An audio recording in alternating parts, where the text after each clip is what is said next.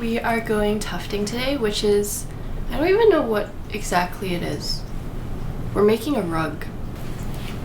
It's like sewing almost, like kind of, but like they use like a gun. Yeah. And then it's a lot easier. It's just. Yeah, I'm wondering what that process is. Okay, I validated with Erin. So tufting is almost like a sewing machine where you're like kind of sewing material onto and assuming like a board kind of thing. And so we're gonna make a rug. We decided on doing like this kind of koi fish pond pattern because we thought that would look cute but also unique for our home. And then our current rug is pretty much falling apart, so we decided to only do one because we only need one rug. I've been wanting to do this for a while, but never had like a reason to do so. But now that the rug's broken, we do have a reason to do so, and so we're doing it today.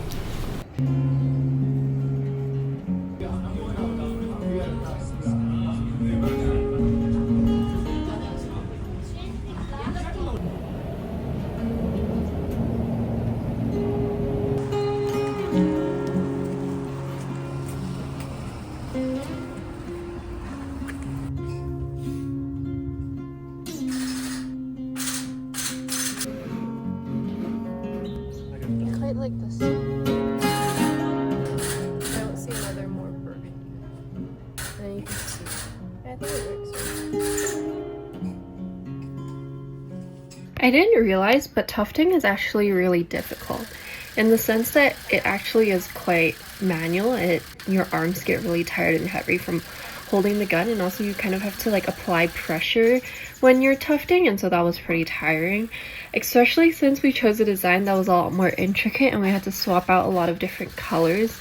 We took ages. We took 7 hours to finish this rug, which is kind of crazy, so I'm so glad we only did one and we could like tag team alternate who does what, so it's a little easier. But I still can't believe we spent 7 hours in the studio. It like was literally an entire day of work. But I'm very happy with like how the rug ended up turning out, and it actually was really fun. It's like an entire craft day. It was almost like meditative. It's almost like knitting, but I can share the joy with Erin because we were both working on the project together.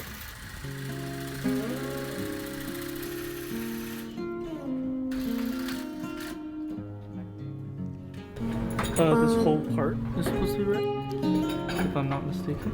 Yeah, this patch on the head, and I think this. Wait, the patch is definitely red. It goes all the way. I think I'm just gonna trace. Yeah, I think this is all red, but this is white. This is white. Maybe just do this part first. This is red. No, but I need to know where it ends. So it ends. So this one goes all the way to here. Because the navy is supposed to start somewhere here, so there should be a line here. See, I was right. We were missing a line. I think because we chose so many colors, it was also really confusing because what they do before you arrive is they trace the outline of whatever image you want to make from a projector onto the canvas. And so I think some of the lines were missing, and that's why we had to like figure out where certain shapes ended and where certain shapes started. I think color-wise, we were very similar to the inspiration photo that we did, but they didn't have a really large color selection, and a lot of the colors we had were like in close shades to one another, so I think it turned out fine, but there was a bit of deliberation between us on like what colors to use and where to put them.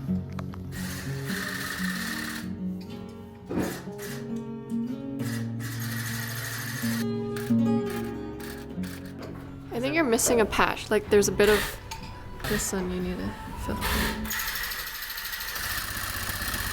And then after you finish tufting, you also have to, I guess, clean it up. So you have to cut and like shave off the, I guess, the extraneous yarn, the threads, the loose threads. I don't think you're even cutting anything.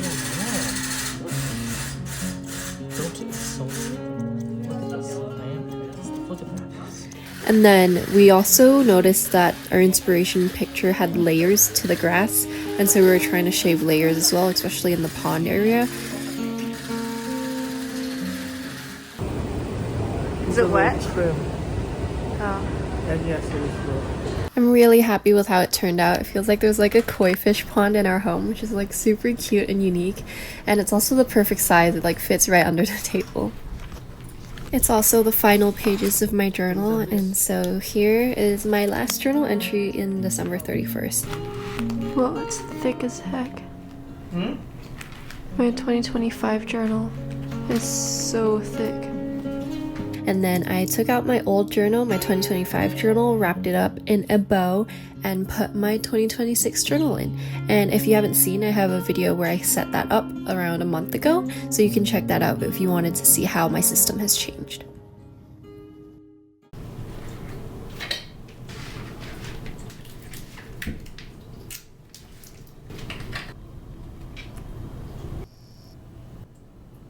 I was just not like annoyed or anything, but it's, oh, he's starting to get annoyed.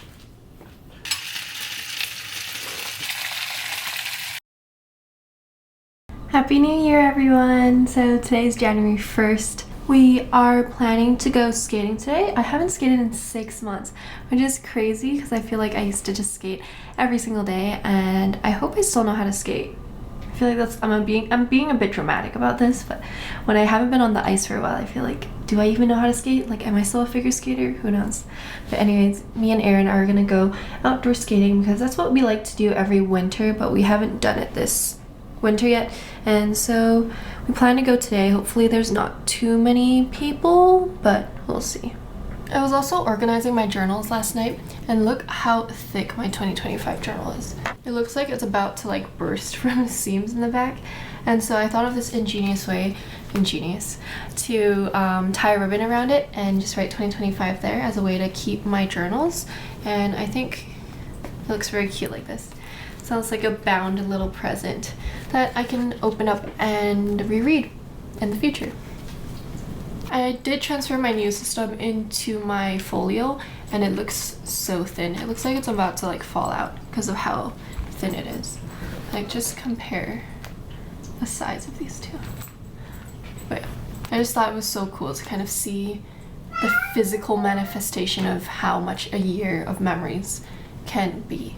Even though this is not really a year of memories, this is more like a snippet of a year of memories, but still. It's cool to have something physical to hold on to call like my 2025 memories. It's so cold.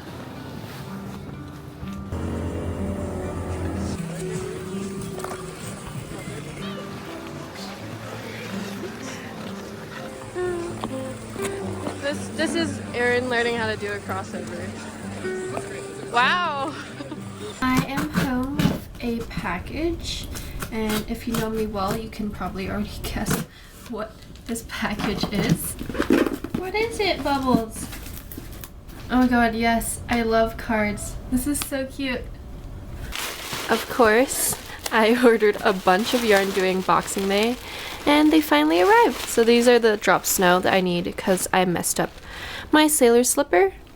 And then other skeins for other projects. This is Knitting for Olive Mohair. And this is Lishan and Lace, which is a Canadian brand that I absolutely love. They hand dye all of their yarns. And I think this is called Silver Fox.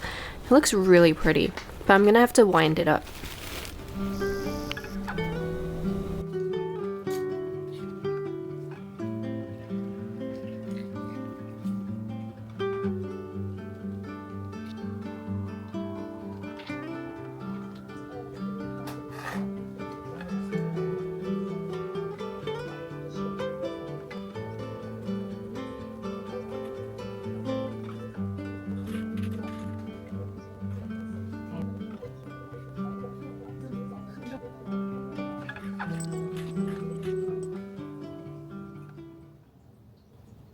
So I've been working on my 2026 goals. I feel like this is something I do every year where I have a brief overview on kind of things I know I have to work on.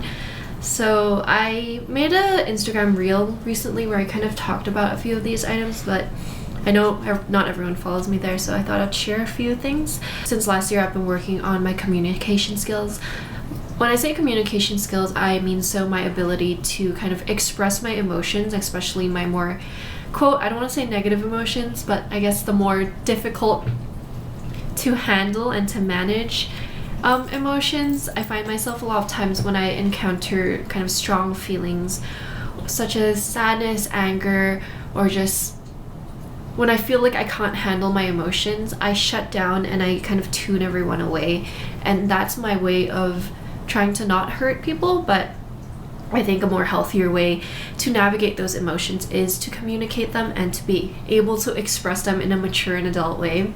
I also want to work more on my networking. I think a lot of times I prefer to knit at home, but I know that for the sake of my career and my future, networking is definitely a skill that I will have to continue to hone and to force myself to appreciate in a certain sense. Like, there are people that I've met through networking that I thoroughly enjoy their company, and I wouldn't have known them if I didn't network. But still, sometimes it is quite draining. And then, of course, I have law school as one of my goals to get into law school. I currently have my application within the cycle, so we'll see if it happens within 2026, but if not, that means working on other things such as improving my LSAT score or my resume and just working towards that goal. And then obviously continue building my social media, improving my content, whether that's through kind of framing things better. I hope the camera here looks better than some of my other videos.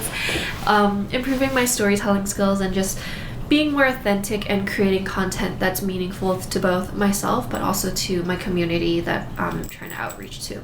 And last but not least, I think this is something that I discovered recently. I have a tendency to create lists and stress in my head. What I mean by that is that sometimes I think I have a lot to do and I get very stressed because it's all just compiling in my head. But when I actually do it, or when I split the workload with my partner, then I realize that, oh, it wasn't as stressful or as big of a deal as it was in my head.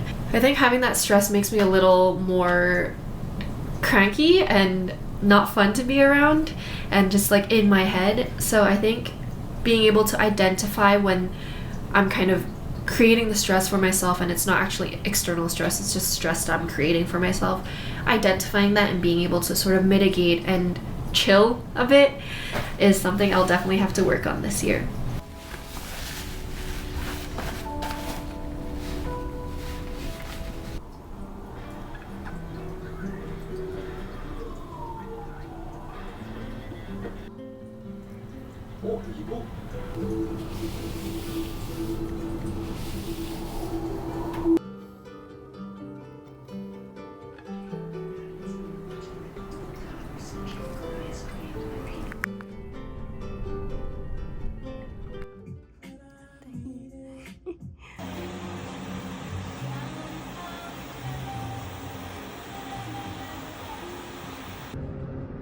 I got my nails done. I'm with Rosa. This is Nicole. She got her nails done. We're gonna do a review, but it's beautiful. It's so cute. Look at her nails. It matches the mermaid. Yeah. I didn't write you a card. You did. I did. You got me the card from New York with the Ghibli. Oh yeah, I did. Rat. It's cats. Yeah. It's so cute. Oh, look at the one with that. I'm not gonna show what you write in the sentence. Your writing's so nice. Wow, the list goes on. It's like comma, comma, comma, comma, comma, comma. Thank you. All will be good. This will go on my wall. My wall. I love seeing the things I give Nicole land on the wall. It's like the you made it. Yeah, it's like the approval of aesthetics. Thank you. Oh, we both have It looks scary. when I was younger reading classic books was I would just write down every old English word that's not typically used. Yeah. And just add it in like a notebook or dictionary that I wanted to build out for myself. So Yeah. it became part of my language. People use words differently and like Yeah. we're not practicing law. There's Yeah. one set way. But I think in the most recent years, the words that have had the most amount of meaning for me are not English words, but adjectives in different languages.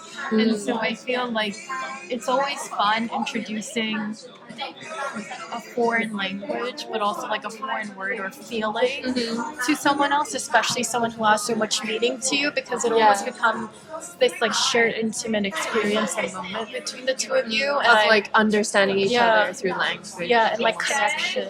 And I feel like it'd be fun just building that out with your friends as well. Yeah, I get what you mean. Because I feel like sometimes it's so interesting how I think we were playing a game that was like kind of like word association game, where like you're trying to think of a word so that the other person can guess the word you're trying to get them to guess, kind of thing. And it's so interesting to see like how different people's use of language is.